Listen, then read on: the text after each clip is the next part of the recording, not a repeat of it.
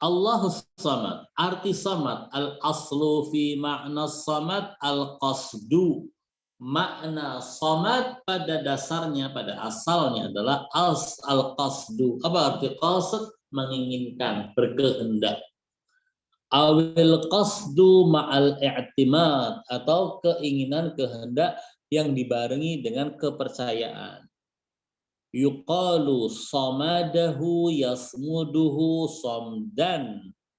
Kalau ada orang mengatakan samada fulanun fulanan, yasmudu fulanun fulanan, sama seperti nasara yansuru nasran, ai qasadahu au qasadahu mu'tamidan alaih. Jadi orang memang menginginkan dia atau dan juga menginginkannya karena rasa percaya kepada dia. Itu namanya samad. Waqad fassaru samad, dan mereka telah menafsirkan kata samad wahwa sifatun, padahal samad adalah sifat bima'ani muta'addidah, dengan makna yang banyak. Samad itu artinya ini dan itu, banyak maknanya. Marji'u aktsariha ila annahu, apa itu? As-sayyidul masmudu ilaihi. Tujuan dari semua pengungkapan tentang masalah somad itu adalah bahwa Allah Subhanahu wa Ta'ala adalah sayyid, dia adalah penghulu, pemimpin, al-maqsudu al-masmudu ilaihi, yang dikejar, yang diinginkan, yang diharapkan, ai al-maqsudu fi al-hawaij, jadi yang diharapkan ketika orang punya hajat. Wa idza utliqa fil ayah walam yuqayyid biqaidin fahuwal maqsud fil hawaij ala al-itlaq. Ketika di ayat ini tidak ada catatan bahwa yang dimaksud Allahus Samad itu dalam urusan apa sih? Apakah ini dalam urusan spiritual saja atau urusan duniawi saja, bahwa Allah adalah tempat orang meminta bantuan, tempat orang bersandar. Apakah urusan duniawi saja? Jawabannya tidak. Karena ayat ini tidak ada catatannya yang menyempitkan ruangannya. Berarti apa? Kalau kita butuh sesuatu, baik urusannya maknawi ataupun urusannya al-ukhrawi, maka kita bisa meminta kepada Allah dan bersandar kepadanya. Nah, sampai mana tadi?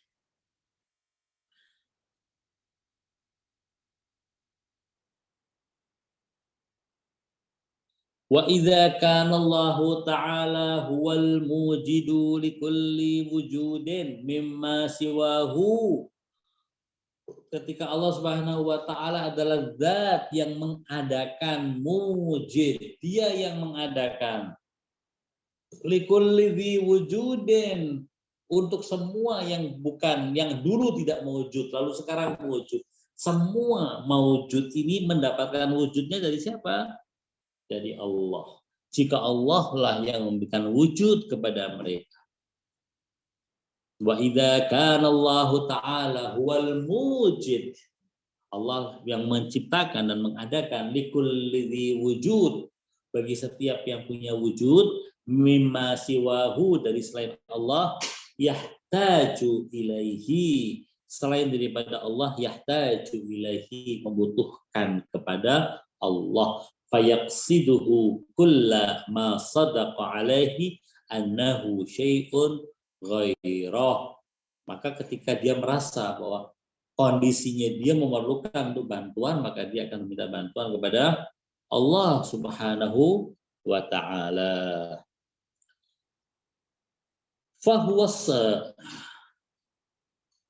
ya, sadaqa alaihi annahu syai'un fi dzatihi wa sifatihi wa atharihi. Pada zatnya dia bukan makhluk, dia adalah Allah, wa atharihi, dan juga pada kesan-kesan dan nampaknya, wa sifatih, dan sifatnya. Qauluhu ta'ala ala lahul khalqu wal amr tabarakallahu ahsanul khaliqin.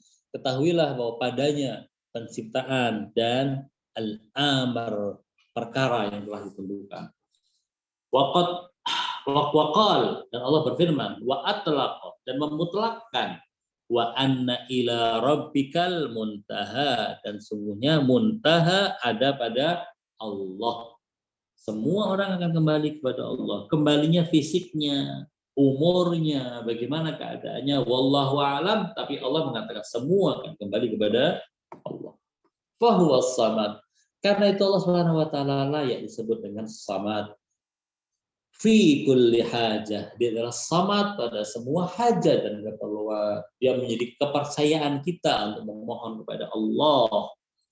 La yaqsidu syai'an illa wa huwa alladhi yantahi ilaihi qasduh. Tidak ada orang yang menghendaki Allah kecuali Allah lah. Tidak ada seorang pun yang menghendaki sesuatu kecuali ujungnya adalah Allah yang memberi. Jadi kalau orang tidak percaya kepada Allah, tidak meminta kepada Allah, minta kepada sesuatu, maka ujungnya tetap kepada Allah. Wa huwa alladhi yantahi ilaihi qasduhu wa yanjahu bihi qalibatuhu. Di sanalah orang akan mendapatkan qasadnya, apa yang diinginkan dan apa yang dicita-citakan akan bisa didapat. Wa yuqda bihi hajatuh, dan hajatnya bisa terpenuhi. Wa min huna yadhhar wajhu dukhulil lam fi samad wa annahu li ifadatil hasr. Oke, kita loncat ya. Pembahasan mengenai samad kita loncat langsung kepada firman Allah yang terakhir. Walam yakul lahu kufuwan ahad. Mana ayatnya? Cepatan enggak? Coba lagi, atas lagi.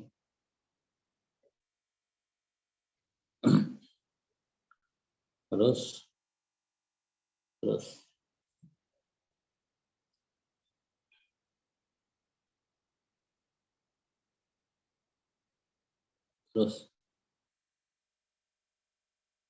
Ini Ustaz, qauluhu ta'ala lam yalid wa lam yulad wa lam yakul lahu kufuwan ahad. Iya, oke. Ya, Ustaz. Lam yalid wa lam yulad wa lam yakul lahu kufuwan ahad digabung menjadi satu oleh beliau. Tapi yang mau kita sampaikan adalah wa lam yakul lahu kufuwan ahad. Kufu artinya sesuatu yang setara. Makanya sebagian mazhab kan mengatakan pernikahan itu harus ada kafaahnya. Orang yang tidak satu kufu, sebagian mazhab mengatakan tidak sah menikahnya.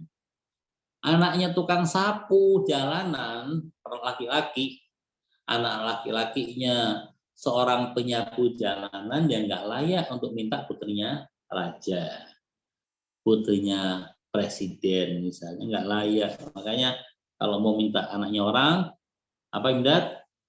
Kuncinya apa? Mau minta anaknya orang harus ngaca dahulu. Siapa kita?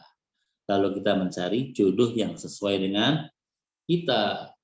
Jangan sampai orang yang wajahnya seperti kita yang pas-pasan, angkanya cuma 5,5, berharap mendapatkan seorang istri yang wajahnya sampai nilainya 9,5. Kitanya kalau dapat istri yang seperti itu, kita berada pada kenikmatan, sementara istri yang mendapatkan kita berada pada azab dan siksaan. Ya, sedikit senyumlah kalian, jangan terlalu tegang. Oke. Walam yakul lahu kufuwan ahad. Tidak ada sekutu bagi Allah Subhanahu wa taala. Coba turun ke bawah ya. Watanfiyani, dari kata-kata ini, watanfiyan, kedua ayat di atas tadi, tanfiyan, menafikan, an yakuna lahu kuf'un, menafikan adanya kufu bagi Allah. Yang mana kufu tadi, ya'diluhu fi dzatihi au fi fi'lih. Yang mana kufu tadi dia menyamai dari dalam sisi zatnya atau dalam perbuatannya. Wahwal ijad wa tadbir, menciptakan, mengatur alam, itu adalah pekerjaannya Allah. Hanya Allah yang mampu. Tidak ada satupun yang menyamai Allah dalam hal menciptakan maupun mengatur. Walam yakul ahadun minal milliyin wa ghairihim bil kuf'i dzati. Tidak ada seorang pun dari para pengikut agama Ibrahim, baik Islam, Kristen maupun Yahudi, yang mengatakan ada Tuhan yang sama dengan Tuhan. Sifatnya sama, kesempurnaannya sama, keluasan kudrahnya sama, kekayaannya sama. Itu nggak ada. Nggak ada satupun manusia yang memiliki agama yang dinisbatkan kepada Nabi Ibrahim, baik Islam, Yahudi ataupun Kristen, yang mengatakan ada maujud yang menyamai Allah dalam zatnya. Nggak ada yang mengatakan seperti itu. Bahkan wa ghairihim, dan selain dari milliyin juga punya pendapat yang seperti itu. Nggak ada yang mengatakan ada kufu bagi Allah dalam zatnya. Ya, lanjut. Bil kuf'i dzati bi an yaqula bi ta'addudi wajibil wujudi azza ismu. Tidak ada yang mengatakan wajibul wujud itu ada lebih dari satu. Semua mengatakan wajibul wujud hanya satu. Wa ammal kuf'u fi fi'lih, yang biasanya orang mengatakan ada kufu bagi Allah, ada sekutu bagi Allah, bukan pada zatnya, melainkan pada masalah perbuatan. Contoh seperti apa? Seperti Namrud. Namrud mengatakan, ketika Nabi Ibrahim mengatakan Rabbiyalladzi yuhyi wa yumiit, Tuhanku yang menghidupkan dan mematikan. Namrud mengatakan ana uhyi wa umiit, aku juga mematikan dan menghidupkan.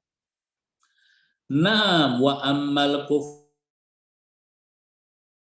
pada perbuatannya wa huwa tadbir, yang di pengaturan, faqad qila bihi, ada memang Allah. Apa? Basyar, seperti Tuhan para penyembah berhala yang mengakui ada manusia yang menjadi Fir'aun wa Namrud, seperti Fir'aun dan Namrud, minal mudda'in lil uluhiyah, yang mengaku sebagai Tuhan, wa milakul kafaati indahum, kalau ukur kafaah menurut mereka adalah istiqlalu man yarawna uluhiyatahu fi tadbiri ma fuwidha ilaihi tadbiro. Kalau ukur bahwasanya ini merupakan sekutu Tuhan ataukah tidak adalah ketika dia merasa saya mendapatkan mandat untuk mengatur alam secara mutlak tanpa ada sangkut pautnya dengan Tuhan. Kalau misalnya begini, ada orang yang mengatakan Nabi, misalnya malaikat Mikail adalah malaikat yang membagikan rezeki. Yang membagikan rezeki siapa? Malaikat Mikail. Yang menurunkan hujan malaikat siapa? Mikail. Semuanya berada di bawah kekuasaan malaikat Mikail. Pertanyaannya, apakah kita sebagai seorang muslim yang mengimani atas malaikat Mikail yang mengatur turunnya hujan, mengatur rezeki dan yang lainnya, apakah berarti kita sudah mengatakan Allah memiliki kufu, yaitu malaikat Mikail? Na'udzubillah. Jawabannya tidak. Ukurannya begini, keyakinan kita kepada masalah pengelolaan alam oleh malaikat Mikail, sebagian pengelolaan alam oleh malaikat Mikail, itu adalah sesuatu yang malaikat Mikail masih bersandar kepada Allah apa enggak? Kalau masih bersandar kepada Allah, bahwa itu adalah wewenang yang diberikan oleh Allah kepada dia, dan dia ketika melakukannya juga mendapatkan perintah dari Allah, maka tidak menimbulkan syirik. Tapi kalau Mikail secara sendiri tanpa ada sangkut pautnya dengan Allah Subhanahu wa taala, dia mengatur alam, yang memberikan rezeki, menurunkan hujan, itu syirik. Naam, kama annahu ta'ala mustaqillun fi tadbiri man yudabbiruh. Sebagaimana Allah Subhanahu wa taala adalah zat yang dia mustaqil, independen saat dia mengatur alam. Wahumul arbab wal aliha. Ada sekelompok orang yang mengatakan bahwasanya kalau masalah perang itu ada Tuhan perang, masalah rezeki ada Tuhan rezeki, masalah jodoh ada Tuhan jodoh, masalah kecantikan ada Tuhan kecantikan, masalah hiburan dan ketenangan hati ada Tuhan tentang ketenangan hati, dan yang lain-lain yang kita kenal dalam sejarah kelompok-kelompok penyembah berhala. Mereka tuh meyakini bahwa Tuhan itulah yang secara independen memberikan ketenangan, memberikan rezeki, memanjangkan umur, memberikan anak, memberikan jodoh, memenangkan perang. Tuhan itu secara independen memiliki kekuasaan tanpa ada sangkut pautnya dengan Allah. Ini yang membuat mereka musyrik. Memang sih kemudian mereka mengatakan Tuhan ini ada Tuhan kecil, ada Tuhan yang lebih besar, yaitu Rabbul Arbab, itu Allah Subhanahu wa taala. Itu tetap saja dianggap sebagai orang yang kafir. Wahumul arbab wal aliha, mereka adalah para tuhan-tuhan, rob-rob dan ilah-ilah. Wahua yaitu Allah Rabbul arbab, sementara Allah adalah Rabbul arbab, wa ilaihi wa ilahul aliha, dan Tuhan dari para tuhan yang lain. Wa fi ma'na kafaati hadzan naw'i minal ilahi ma yufradu min istiqlal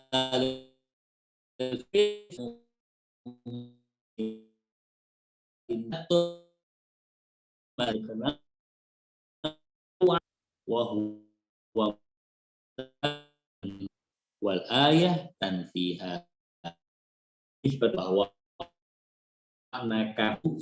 makna bahwasanya si fulan adalah kufu bagi Allah, si fulan adalah sekutu bagi Allah, bukan lantaran bahwasanya si fulan itu yang mengatur alam, mengatur perang, mengatur cinta, mengatur anak, mengatur jodoh, mengatur rezeki, bukan. Yang menjadi tolak ukur pengaturan itu apakah terlepas dari Allah secara independen, itu masih punya hubungan secara vertikal dengan Allah tanpa adanya izin dari Allah, maka tidak ada. Kita meyakini bahwa ada hamba-hamba Allah, makhluk-makhluk Allah yang mengatur alam atau mengatur sebagian dari alam, tetapi mereka mengaturnya juga mendapatkan perintah dari Allah. Mengaturnya juga tidak terbebaskan dan terpisahkan dari pengaturan Allah, maka kita tidak musyrik. Nah, inilah yang disebut sebagai dalil-dalil dari tauhid. Sampai di sini tafadhol kalau ada pertanyaan.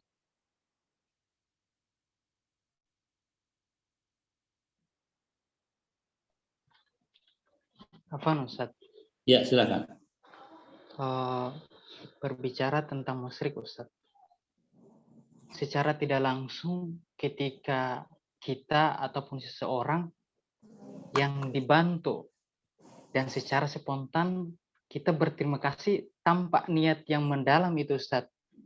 Maksudnya kita, spontan saja kita berterima kasih, dan berterima kasih itu ya seakan-akan bukan seakan-akan, tapi betul-betul bahwasanya karena dialah saya bisa lakukan ini gitu Ustaz, tanpa mendalami niat yang dalam bahwa ini adalah bantuan dari Allah lewat dia gitu Ustaz. Apakah itu sudah ini kan sebagai musyrik Ustaz? Enggak. Misal begini, kalau yang membuat kalian kenyang itu apa sih? Nasi sepiring, Nasi, Ustaz. ya, dengan lauk ayam goreng yang enak, dengan sayuran, minuman es jus. Itu yang membuat perut kalian kenyang. Ya. Alhamdulillah kenyang. Apa yang membuat kita kenyang? Perut. Apakah musyrik kita? Enggak. Karena kita tahu bahwasanya ini kekenyang ini karena Allah yang memberi. Rasa kenyang itu Allah yang memberi. Kita berterima kasih kepada dokter karena dokter sudah menyelamatkan nyawa kita. Dokter, tanpa ada dokter mungkin kita mati. Anda penyelamat saya. Apakah berarti pas kita kalau ditanya emang dokter yang menyelamatkan bukan Allah? Ya kita akan mengatakan ya Allah lah. Tapi lewat tangan si dokter. Kalau kita mengatakan seperti itu nggak masalah. Tanpa harus selalu selalu selalu ingat silsilah tingkatan-tingkatan sampai Tuhan, nggak perlu.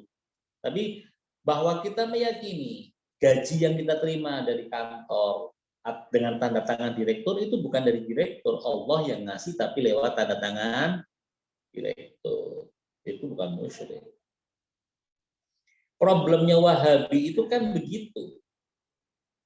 Salah satu problemnya Wahabi itu begitu. Kurang bisa memahami antara permintaan dengan keyakinan akan keindependensi yang memberikan pengaruh kepada kita dengan yang tidak independen. Itu kekeliruan memahami. Jadi kalau kita meyakini sesuatu itu punya pengaruh pada diri kita secara independen tanpa ada campur tangan Allah, yakin kita seperti itu, musyrik. Tapi kalau kita masih meyakini walaupun tidak kita ucapkan, kita nggak musyrik, kita muslim. Jelas ya? Saya mau nanya kepada Fahmi Idris, kalau HP-nya mati, kehabisan baterai, apa yang dilakukan? Dicas, Ustaz. Dicas. Berarti kan dia bertawasul dengan charger ya, supaya baterainya bisa, HP-nya bisa hidup lagi. Iya, Ustaz. Haram nggak? Enggak, Ustaz. Musyrik nggak? Enggak, Ustaz. Iya. Jadi gitu, semua itu pasti ada penyebabnya, silsilahnya itu ada. Oke, ada lagi?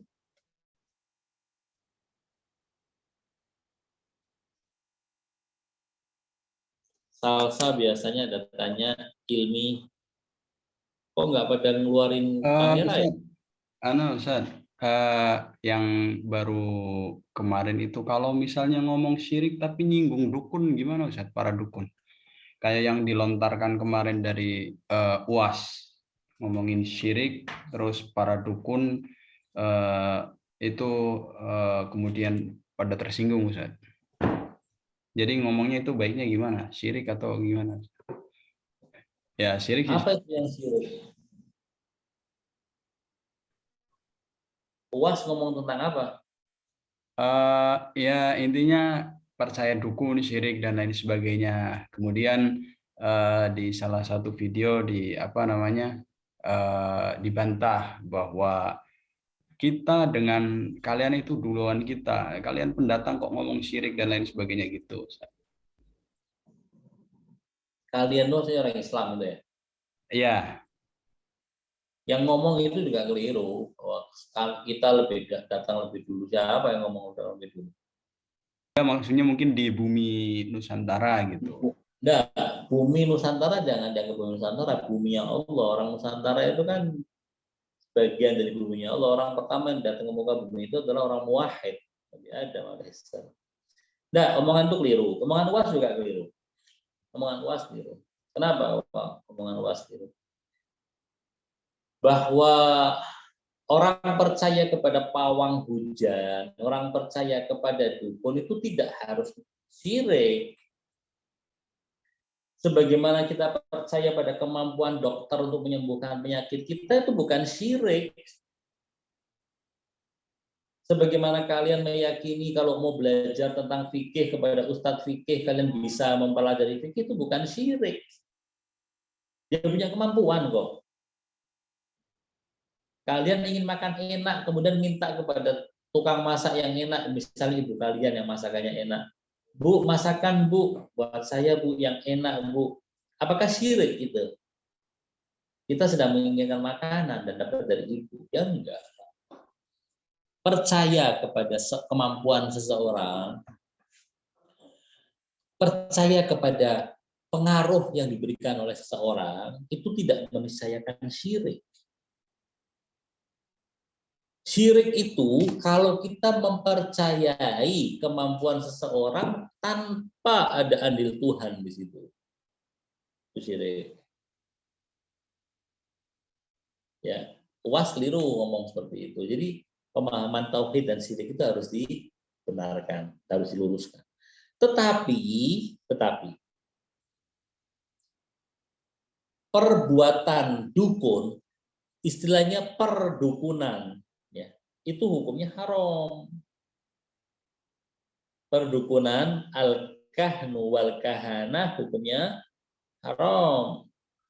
Orang yang melakukan praktek dukun maupun orang yang mendatangi dukun itu melakukan perbuatan haram.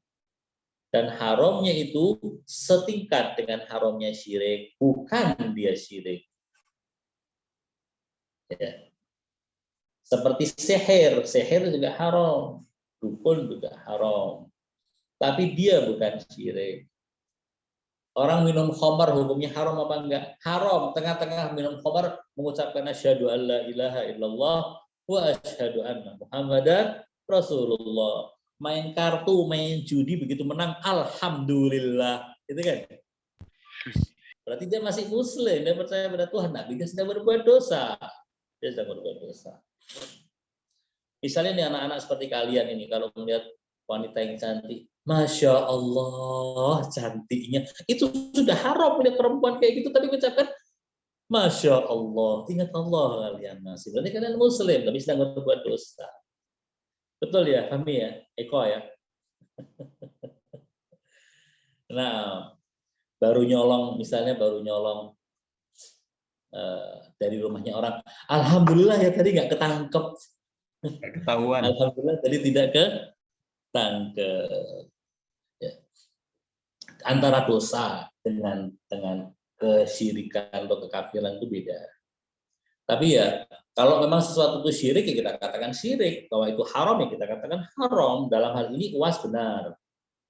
UAS benar ketika dia mengatakan sesuatu yang haram ya haram, sesuatu yang salah ya salah. Dia katakan perdukunan salah, perdukunan haram, yang mendatangi dukun dan mendatangi praktek perdukunan melakukan perbuatan haram. Iya, sampaikan seperti itu.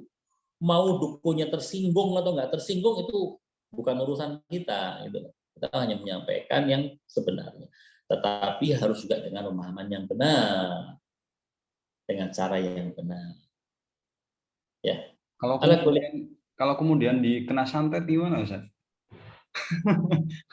Kenapa? Kalau kemudian kena santet itu, nggak terima, nyantet itu, mati itu bisa, Ustaz?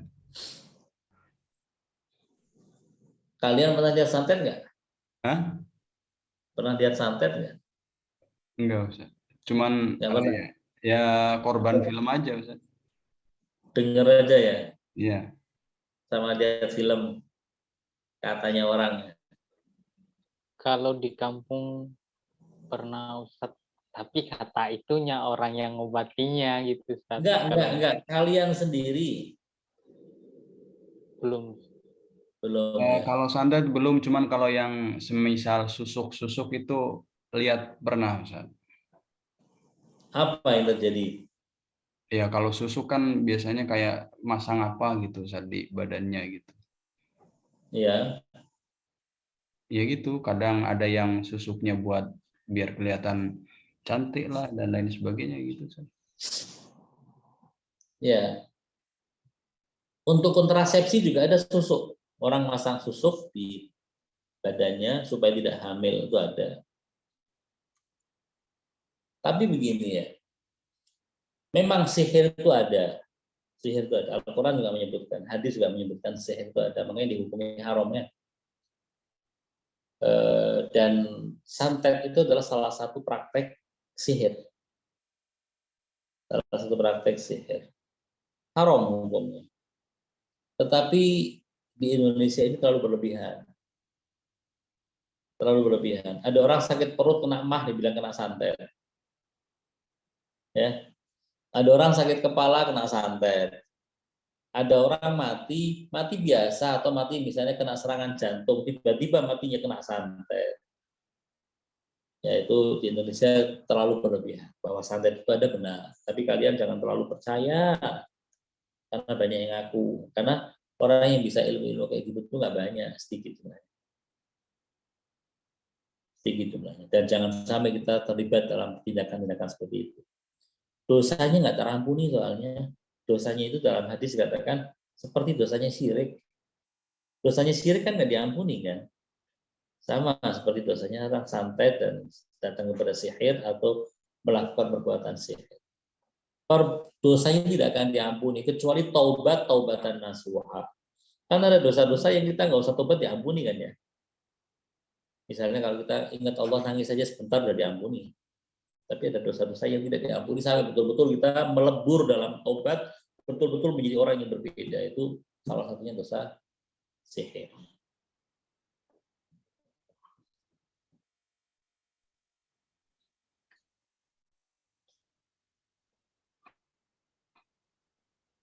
Ustaz, Oke, nggak ada pertanyaan? Ya. Kalau orang yang bela diri itu Ustaz, terus ini kan masukkan ilmu, tapi ilmunya itu ilmu yang diinikan itu misalnya tenaga dalam gitu Ustaz. Terus digunakan di bukan untuk menyakiti orang yang baik, tapi misalnya orang yang secara tidak langsung mungkin menyerang, kemudian dia menggunakan ilmu itu Ustaz, gimana Ustaz? Menggunakan ilmu atau tidak itu seperti orang punya tangan gedenya kayak godam. Sekali mukul orang jatuh. Itu boleh nggak digunakan untuk mukul orang? Boleh nggak? Nggak boleh kan? Kecuali kalau orang yang zalim. Orang menzalimi kita balas. Fa'aqibu bimithli ma uqibtum. Jadi kalau ada yang memukul kita balas pukulannya. Kalau tidak mukul, ya jangan dipukul. Demikian pula ilmu-ilmu seperti itu, ilmu tenaga dalam.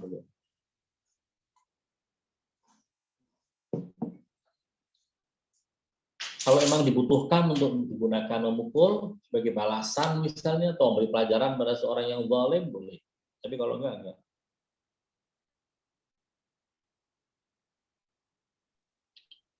Kalau dalam pertandingan itu kan ibaratnya udah ada kesepakatan ya Ustadz ya. Tetapi yang satunya itu menggunakan ilmu itu Ustadz, gimana Ustadz? Yang posisinya satu tidak ada ilmu yang tenaga dalam itu Ustadz.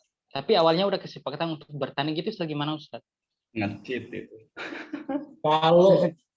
Kalau seandainya menggunakan tenaga dalam itu tidak termasuk curang, ya boleh. Tapi kalau dianggapnya curang, ya nggak boleh. Kenapa? Aufu bil uqud. Kalian harus menepati perjanjian. Haram kalau kita tidak menepati perjanjian.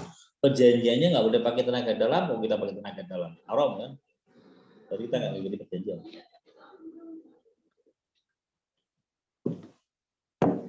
Ini masuk lagi Ustadz.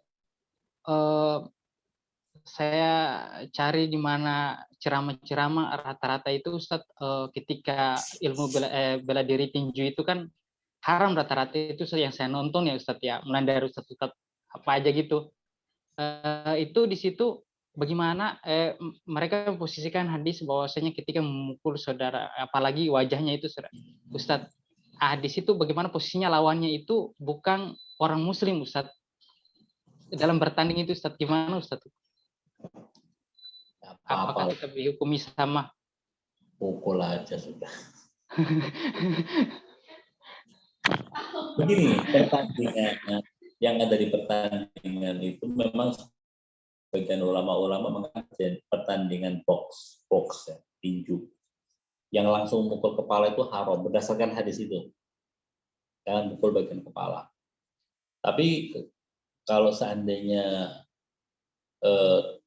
gini loh, kalau menurut logika keagamaan, kita lepaskan hadis dulu ya. Karena kalau hadis itu kan nanti bawaannya kepada perselisihan pandangan. Kita kesampingkan hadis dulu. Kita gunakan logika agama. Agama itu tidak mau kita melukai diri. Dan agama tidak mau kita melukai orang lain. Kecuali kalau ada alasan. Misalnya orang lainnya melukai orang lain, kita lukai supaya dia tidak melakukan tindakan yang seperti itu. Supaya ada efek jerah buat orang yang lain, gitu kan ada hukum timpal. Nah, pertanyaan, pertandingan tinju yang mukul kepala itu akan mengakibatkan madharat, doror, kerugian ataukah tidak? Menimbulkan bahaya ataukah tidak? Kalau menimbulkan bahaya, yang bahayanya bahaya besar, bukan bahaya kecil. Kalau bahaya kecil nggak apa-apa, bahaya besar, maka haram. Tapi kalau bukan bahaya besar, maka tidak haram. Ukurannya gitu. Orang main bola ditekel bisa mati kok. Tekel kasar. Coba nanti mainnya sama Roberto Carlos. Ente jaga gawang sebagai kiper, ditendang kena kepala ente, mati kalau tendangannya Roberto Carlos. Betul ya? Apakah berarti haram main bola? Ya enggak. Tapi berapa kali Roberto Carlos tendang kena kepala orang itu dari 1000 tendangannya? Paling 1. Dan ketika kena nggak terlalu sakit. Artinya nggak ada masalah. Orang tinju dari 1000 orang yang bertinju, yang mati gara-gara tinju ada apa enggak? Nggak ada.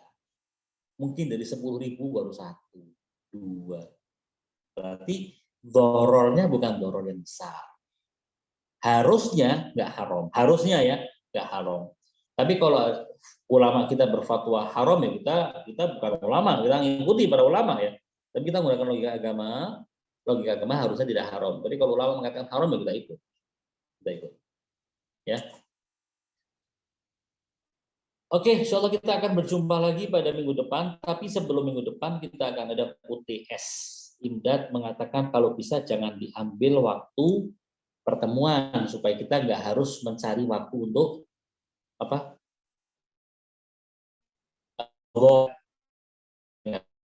Saya setuju, tapi